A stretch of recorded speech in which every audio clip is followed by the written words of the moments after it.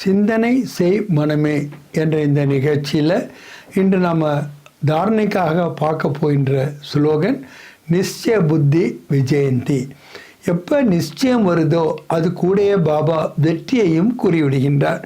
ஆக நாம் ஒரு வெற்றியை அடையலை, அது நம்மளுடைய எண்ணமாகட்டும், பேச்சாகட்டும், செயலாகட்டும், உறவு முறைகளில் சம்பந்தம் தொடர்பில் ஆகட்டும், காரியங்களாகட்டும், அதில் ஆகலை அப்படின்னா என்ன அர்த்தம்? அந்த நிச்சயத்தில் ஏதோ பர்சன்டேஜ் இருக்குன்னு அர்த்தம். பாபா சொல்கிற நிச்சயத்தில் பர்சன்டேஜ் இருக்கவே முடியாது. அதுவும் அவ்வியக்த பாப்தாதா சொல்கிறாரு, முதல்ல உங்கள் மேலே உங்களுக்கு நிச்சயம் இருக்க வேண்டும், ரெண்டாவது பாபா மேலே நிச்சயம் இருக்க வேண்டும், மூன்றாவது இந்த சங்கம யுகத்தின் மீது நிச்சயம் இருக்க வேண்டும், நான்காவது தெய்வீக பரிவாரத்தின் மீதும் நிச்சயம் இருக்க வேண்டும். இது எல்லாத்துலேயும் கூட 100% இருக்கணும். ஆனால் நம்ம பார்க்குறோம் நடைமுறை வாழ்க்கையில் பாபா மேலே நமக்கு 100% என்ன, 200% நமக்கு நம்பிக்கை இருக்கின்றது. ஆனால் சில நேரத்தில் தன் மீது உள்ள நம்பிக்கை தான் குறைந்து விடுகின்றது.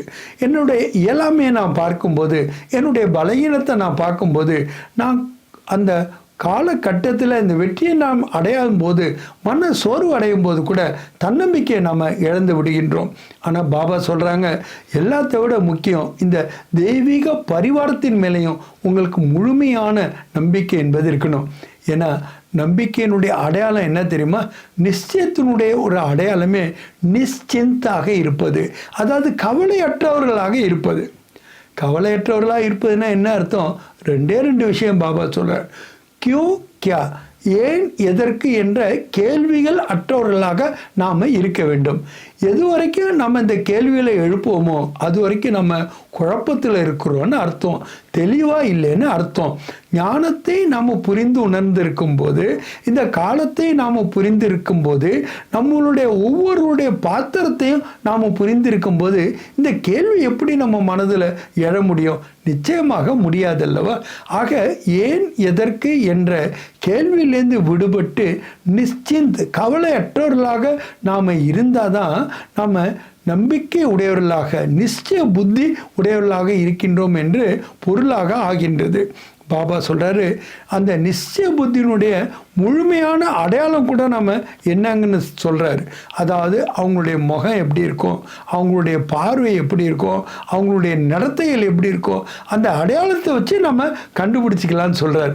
முதல்ல கர்ணாஹீக, நான் செய்தே ஆக வேண்டும், பன்னாஹீக, நான் ஆகியே தீர வேண்டும், நான் என்ன ஆக வேண்டுமோ அதை அப்படியே ஆகி தீருவேன் என்ற ஒரு திடமான சங்கல்பம் வந்தால் தான் உங்களுக்கு நிச்சய புத்தி இருக்கின்றது என்ற அர்த்தம். என்ன கண்டா என்ன ஆகுமோ தெரியாது, என்ன ஆகுமோ தெரியாது அப்படின்னு தெரியாது என்ற கேள்வி இருந்தாலே நிச்சய புத்தி இல்லைன்னு அர்த்தம்.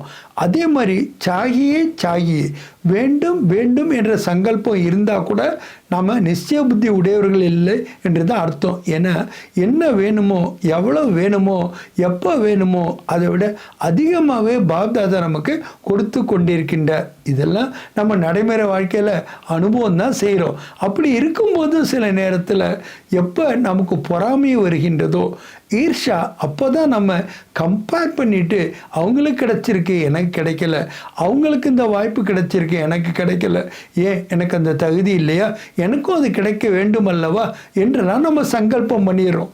இதுலேருந்தே நாம் புரிஞ்சுக்கலாம் எந்த அளவுக்கு நாம் நிச்சய புத்தி உடையவர்களாக இருக்கின்றோம் என்று. ஆனால் சில வாணியில் பாபா ரொம்ப பியூட்டிஃபுல்லாக சொல்கிறார், என்னென்ன வார்த்தைகளை நம்ம பயன்படுத்த முடியாது என்பது. அதில் ஒன்று கரேங்கே, செய்வோம் என்று சொல்லுவது.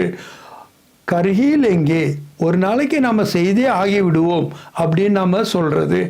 அதே மாதிரி பாபா சொல்கிறாரு, கேள்விக்குறிகள் மட்டும் இல்லாமல் நாம் செஞ்சுக்கிட்டு தானே இருக்கிறோம், செய்யாமல் எங்கே இருக்கிறோம், ஆகிக்கிட்டு தானே இருக்கிறோம், நாளைக்கு கண்டிப்பாக ஆகிடும் தானே, ஹோனாத்தோ சாகியனா, அப்படித்தான் ஆக வேண்டும் அல்லவா. இப்படிப்பட்ட வார்த்தைகள் எதுவுமே நம்ம யூஸ் பண்ண முடியாது. ஆக தந்தை மேலே நம்பிக்கை ஒரு நிச்சயம் என்றால் அவருடைய அவருடைய கட்டளைகள் மீதும் நமக்கு அந்த நம்பிக்கை இருக்க வேண்டும். அவர் நமக்கு டீச்சராக இருக்கிறாருன்னா அவருடைய படிப்பு படாய் அதன் மேலே நமக்கு முழுமையான நம்பிக்கை இருக்க வேண்டும். அவர் சத்குரு என்றால் அவருடைய ஸ்ரீமத் மேலேயும் நமக்கு முழுமையான நம்பிக்கை இருக்கணும். அப்போ தான் நம்ம நிச்சய புத்தி விஜயந்தி என்று நம்ம ஏற்றுக்கொள்ள முடியும். நல்லது. ஓம் சாந்தி.